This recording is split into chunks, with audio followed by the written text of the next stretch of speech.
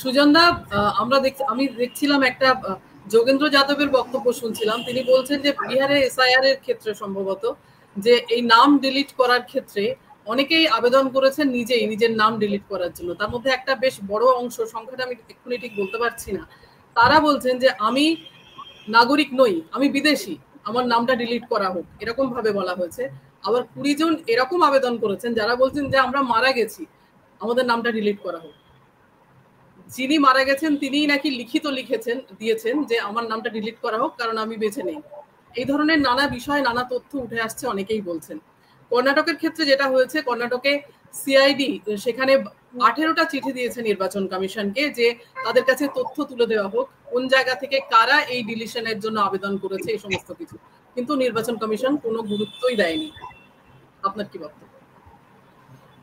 প্রথমত একটু মানে দর্শকের জন্য একটু বলে দেওয়া দরকার যে নির্বাচন কমিশন, ইলেকশন কমিশনের গুরুত্বটা কোথায়। প্রথম ব্যাপার, ইলেকশন কমিশন একটা সাংবিধানিক সংস্থা, it is a constitutional body.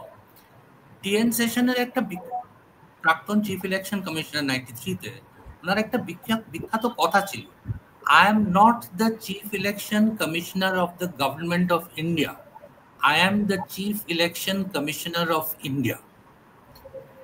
এবং একটা পার্লামেন্টারি ডেমোক্রেসিতে যার ভিত্তি হচ্ছে ইলেকশন, যার ভিত্তি হচ্ছে ভোট গণনা, সেখানটায় election commission is expected to be the most transparent body. এমনকি সুপ্রিম কোর্ট যেটা আরেকটা সাংবিধানিক সংস্থা, তারও কিছু সিক্রেসি জায়গা আছে। বিভিন্ন কেস রিজলভ করার জন্য জাজেরা তাদের প্রাইভেট চেম্বারদের প্লেন্টিফকে আর পিটিশনারকে ডাকে, অনেক সময় ক্লোজড কোর্ট হিয়ারিং হয়। কিন্তু ইলেকশন কমিশন এমন একটা সংস্থা যেখানটায় কোনো রকমের গোপনীয়তার কোনো দরকারই নেই, কোনো রকমের গোপনীয়তা থাকাটা অন্যায়। It has to be the most transparent organisation. সেইখানটায় জ্ঞানেশ কুমার, এখনকার যিনি চিফ ইলেকশন কমিশনার, এখনকার যে ইলেকশন কমিশন, তারা শুধু ডিনায়ালের পর ডিনায়াল দিয়ে যাচ্ছে, কোনো ইনভেস্টিগেশন না করে। গতকাল রাহুল গান্ধীর প্রেস কনফারেন্স, যেটা নিয়ে আমি আসছি পরে, আমি খুব মন দিয়ে দেখেছি ওটা, রাহুল গান্ধীর প্রেস কনফারেন্স শেষ হতে না হতেই ইলেকশন কমিশন এর থেকে ডিনায়াল চলে এলো। সেই ডিনায়ালে 3টে পয়েন্ট ছিল। প্রথম এবং প্রত্যেকটা সেলফ কন্ট্রাডিক্টরি। প্রথমে বলছে যে কোনো রকমের অনলাইন ভোটার ডিলিশন সম্ভব নয়, কিন্তু তারপরে বলছে ফর্ম 7 কিন্তু অনলাইন আপলোড করে ডিলিট বা অ্যাডিশন করা যায়। তারপরে বলছে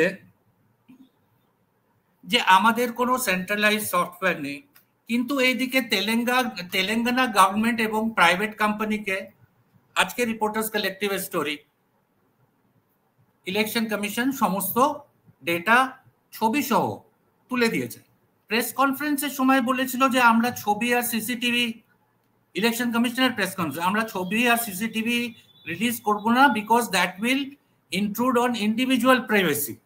তাহলে তোমার প্রাইভেট কোম্পানিকে ছবি সহ তোমার ডেটা দিতে তোমার অসুবিধা নেই। মানে ইলেকশন কমিশন তার নিজের বক্তব্যকে নিজেই ডিনাই করছে। এবং রাহুল গান্ধী যে ফিগারগুলো কোট করেছে কালকে এবং 7ই অগস্টের প্রেস কনফারেন্সে, সেগুলো কিন্তু ইলেকশন কমিশনের ডেটা থেকে। এটা কোনো প্রাইভেট এজেন্সির সার্ভে নয়, এটা কোনো পলিটিক্যাল পার্টির সার্ভে নয়, ইলেকশন কমিশনের নিজস্ব ভোটার ডেটাবেজের ভোটার থেকে। যোগেন্দ্র যাদব যেটা পয়েন্ট আউট করেছে, এবং বিহারের কিছু রিপোর্টাররা অত্যন্ত ভালো, মানে বিভিন্নভাবে দেখিয়েছে, খুব ভালো সাংবাদিকতা করেছে আসলে। এবং অধিকাংশ কিন্তু বড় মেইন স্ট্রিম কাগজের রিপোর্টার, সাংবাদিক নয়, তাদের নিজস্ব বিভিন্ন রকমের ইউটিউব বা নিজস্ব কোনো ওয়েবসাইট বা চ্যানেল আছে। তারা বারবার দেখিয়েছে যে যাকে মরা বলা হচ্ছে সে তো বেঁচে আছে এবং তার নাম ভোটার্স লিস্টে নেই। টোটাল এরকম সংখ্যা হচ্ছে 65 লাখ। ভাবতে পারছেন, 65 lakh, 65 lakh. It is enough to swing an election in any state. Rahul গান্ধীর কালকের প্রেস কনফারেন্সের মেন ব্যাপারটা কি ছিল? উনি যেটাকে বলছেন যে someone has been adding and deleting votes. প্রথম প্রেস কনফারেন্সে মাহাদেবপুরা অ্যাসেম্বলি সেগমেন্ট নিয়ে বলেছেন ব্যাঙ্গালোরে, গতকাল আলান্দের অ্যাসেম্বলি ইলেকশন নিয়ে বলেছেন, আর মহারাষ্ট্রের রাজৌরা অ্যাসেম্বলি ইলেকশন নিয়ে বলেছেন। উনি আবার আগে সামনে আবার প্রেস কনফারেন্স করতে চলেছে, সেখানটায় বলেছে ওনার এইচ বমটা হয়তো হাইড্রোজেন বম বা অ্যাটমিক বম, যে উনি যাই বলুন না কেন,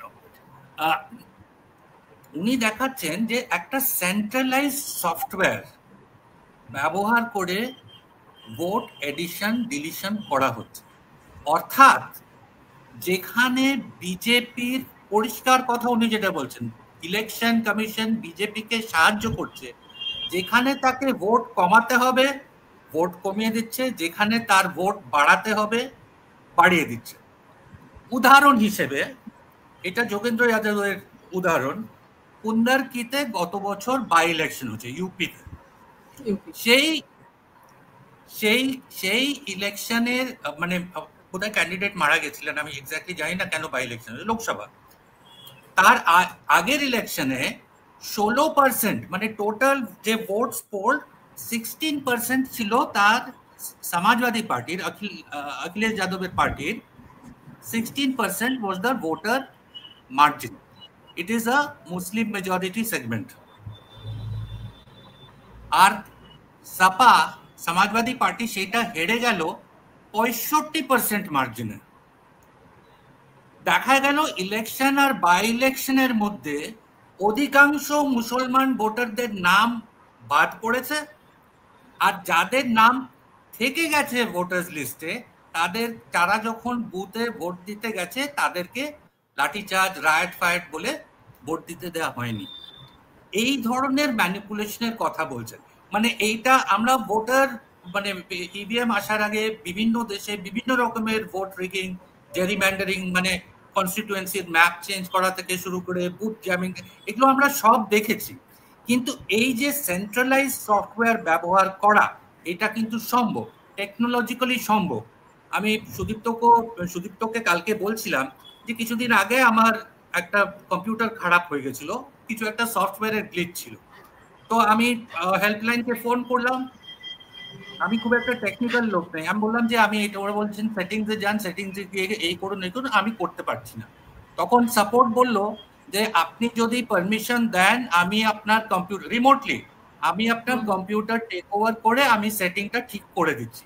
আমি পারমিশন দিলাম, সেটা একটা সিগনেচার দিতে হয়, তার জন্য পারমিশন দিলাম। আমি দেখছি উনি কার্সার ঘুরে আমার কম্পিউটার ঠিক করে, মানে it is possible to remotely manipulate software, এবং এখন তো সবই অনলাইন, সবই তো সফটওয়্যার ডেটাবেস। ফলে এই অ্যালিগেশনটা হচ্ছে রাহুল গান্ধীর, it is central to what Rahul Gandhi has said.